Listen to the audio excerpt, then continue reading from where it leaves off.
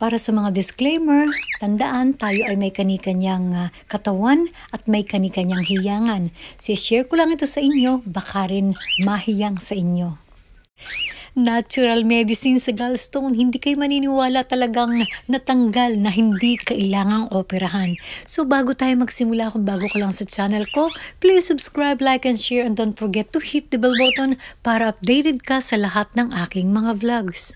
2 years ago ay umuwi ako sa Pilipinas at doon ko pa nalaman na meron akong bato. So, talagang sumakit yung aking tagiliran sa aking likod at saka hindi ko malaman kung alin yung sumasakit doon sa aking tiyan. So, hindi ako mapakali. So, yun pala yung talagang sintomas na talagang kailangan mo nang maoperahan. So, nung ako'y pumunta sa doktor ay talagang sinabi nila na kailangan operahan. So, ang inisip ko naman ay talagang uuwi muna ako ng Japan at dito ako magpapa-opera. So, pagka-uwi ko dito sa Japan ay talagang meron nga akong bato. So, takot akong operahan kung kaya sinabi ko sa doktor na talagang ayoko munang magpa-opera. At tinanong ko muna sa doktor kung ano ang mga bawal na pagkain sa bato. So, ang sabi sa akin ng doktor ay bawal na bawal ang mga soda, yung mga soft drinks, mga processed meat, butter, mayonnaise, frozen meat, at iba't iba pa. Dahil nga sa ako ay talagang mahilig manood sa YouTube, nakikita ko kung ano-ano ang dapat na gawin sa mga mayroong bato. So mahilig din akong mag-search ng kung ano-ano ang dapat kong gawin. So nakita ko na ang ating bato pala ay nakaipit sa ating malaking bituka at sa ating liver. Imagine kung tayo ay busog, talagang lalaki ang ating bituka at lalong mai-stress ang ating gallstone.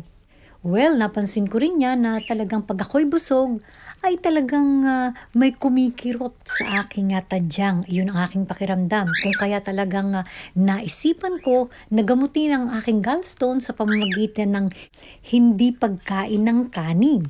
So, kapag hindi tayo kumain ng kanin, hindi lumalaking masyado ang ating bituka. So, hindi mai-stress ang ating gallstone.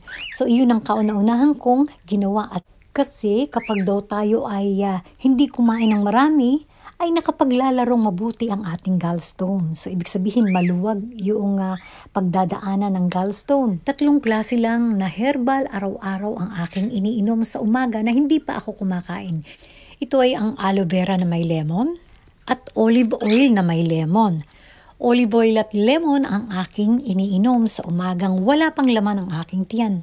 After 5 minutes, ito namang aloe vera at ang lemon. Sa sobrang takot kong maoperahan, talagang umaga at gabi ko yan na iniinom. So talagang gusto ko talaga ay matanggal kaagad ang aking bato dahil nga talagang marami akong naririnig na merong talagang nagiging delikado ang may bato kapag hindi na operahan. So talagang ako ay hindi kumain ng kanin at yung mga pinagbabawal sa bato hindi ko kinain at saka ako ngayon ito ginawa.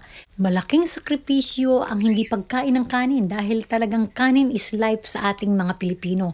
So natutuhan ko nang hindi talaga kumain ng kanin at mula nung hindi ako kumakain ng mga kanin at saka ng sweets or asukal sa kape ay talagang naging healthy ang aking katawan. Totoo yung mga sinasabi ng mga dalubhasang doktor na talagang disiplina sa ating katawan, sa ating mga pagkain ay talagang gagaling tayo sa pamamagitan ng natural remedies. At siyempre, sasamahan natin ng dasal. Alam niyo ba talagang ako, lahat ng ginagawa ko, binubulungan ko yung mga aking iinumin na makagaling sa aking sakit. So guys, thank you so much guys for watching at sana ay gumaling din kayo. So kailangan talaga ang disiplina at maraming salamat sa inyong panonood and see you to my next vlog. Thank you so much. Bye!